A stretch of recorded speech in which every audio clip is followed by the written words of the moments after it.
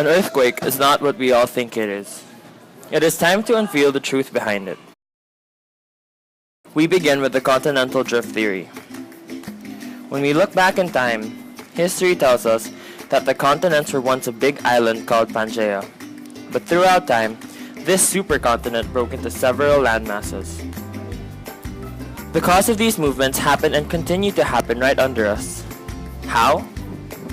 When the temperature in the core rises, it melts the rocks in the mantle. From there, magma goes up the oceanic crust and separates the crust and creates mid-oceanic ridges. This poses another question. How do plates move? There are three ways for them to move: diverging, converging, and lateral sliding. Diverging is when the plates separate, while converging is when the plates collide or move towards each other.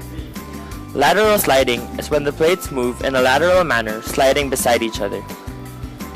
These movements create the boundaries that distinguishes a plate from another through the fault lines. Not only that, did you know that these movements produce the earthquakes we experience today? But how does the energy spread? A theory known as the elastic rebound theory explains all of this. Let us use a rubber band as an example. We all know that when you stretch a rubber band, there is a buildup of pressure within the rubber band. Imagine the rubber band being the fault lines.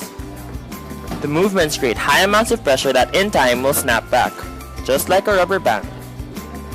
This creates strong earthquakes that travel far and wide. We all know that earthquakes are a hazard to all of us, but there are other dangers that an earthquake can bring.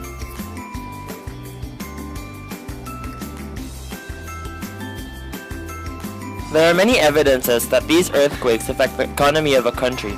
For example, Nepal's earthquake back in April 25, 2015 caused a lot of damage to the economy and to its people.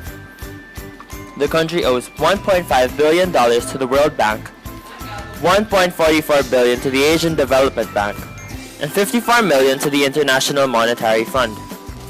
According to the research of the U.S. Census Bureau, the NASA Observatory, the world's population grew from an estimated 2.5 to 6.3 billion from 1950 to 2003.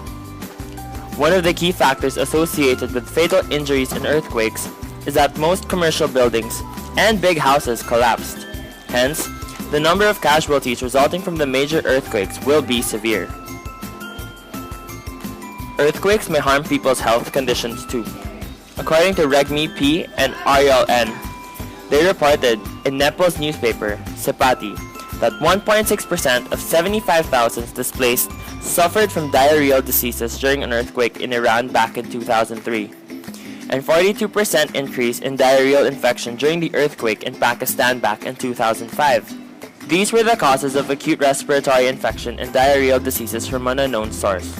Not all countries are prepared when disaster strikes. It is important that people are aware that they need food, safe water, proper hygiene, hand-washing sanitation facilities, and appropriate makeshift or evacuation shelters. During an earthquake, we need to be aware of these things. Duck, cover, and hold. Calm down, stay away from furniture, windows, and lamps, and stay away from buildings, walls, and power poles.